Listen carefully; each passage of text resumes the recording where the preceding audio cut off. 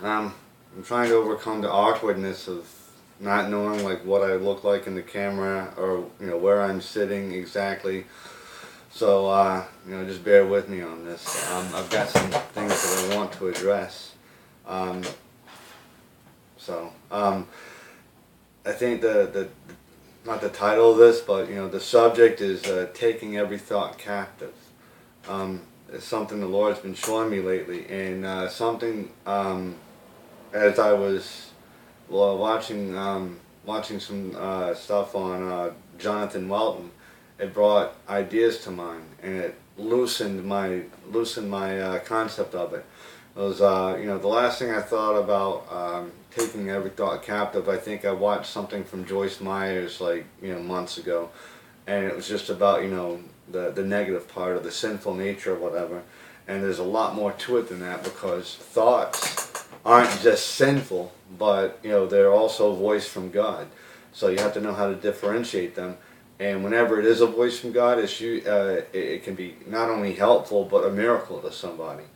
So basically, taking every thought captive comes from it's a verse out of 2 Corinthians 10:5. What does this mean? Um, there's more to it than just having a clean mind. An example of this happened yesterday, and I have more than a ton of examples of a lot of things, but I guess I got to go step by step with a lot of it, especially if I'm going to break myself into this oration. Um, I was speaking with some lunch guests yesterday who had at a table, and I was just asking them if they were born again. And a couple of them were. A couple of them were kind of shy about the situation, like they didn't know how to answer it. So I explained to them what it meant and what the importance is. And I almost asked the one guy, how come if you're born again and you guys are all in church, how come you haven't talked to your friends about it? But I just kept that out of the situation. There was no reason to intimidate anyone. So the free expression of holy knowledge is what's necessary. So, because the Bible does tell us, my people will die from lack of knowledge. So I was talking to them, and they got the whole, I made sure that they were completely aware of everything in the most friendly and compassionate manner, and they were listening. So, it was time for them to leave, and we closed up shop. And later that day, I was on my way back to the church. I went home, and I was on my way back to the church.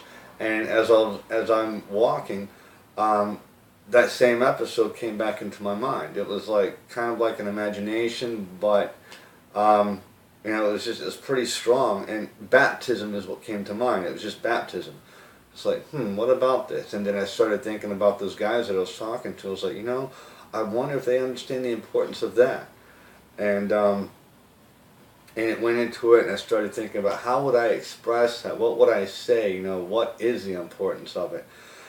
And I got to the service, and there was one guy, there was this kid that I was sitting beside of, and I asked him maybe a couple small questions. I wasn't trying to interrupt service or get on do anything like this, but I asked him a couple of questions. I think I was asking him what someone said. I don't remember exactly, but then I felt the need to impose on him if he was born again. I think he said he was, but then I asked him if he'd been baptized, and he said, and he was very sheepish or shy in answering it, like he didn't really know how to answer it.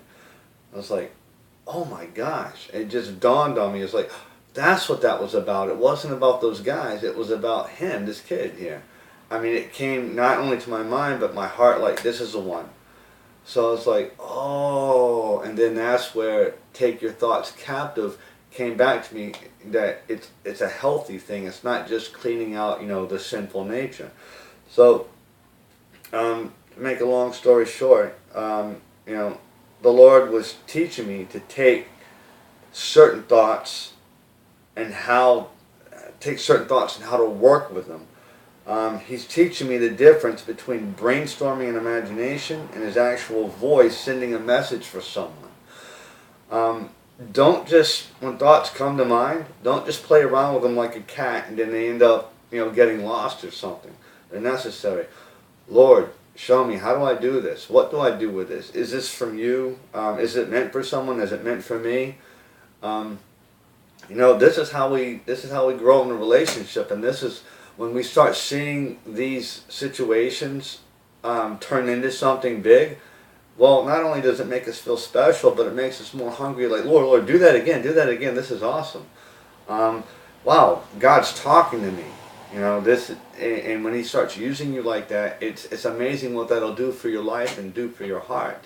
It'll make things that you once held strong and dear, it'll start cleaning the closet on that stuff. If you say you want deliverance or you want, clean mind and heart, well, when He starts using you for things, it's excellent.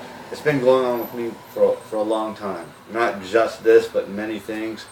But that's what I'll talk about at the moment, is taking your thoughts captive. So it's very important. Get in, read, examine your thoughts. Don't overthink and don't become over analytical.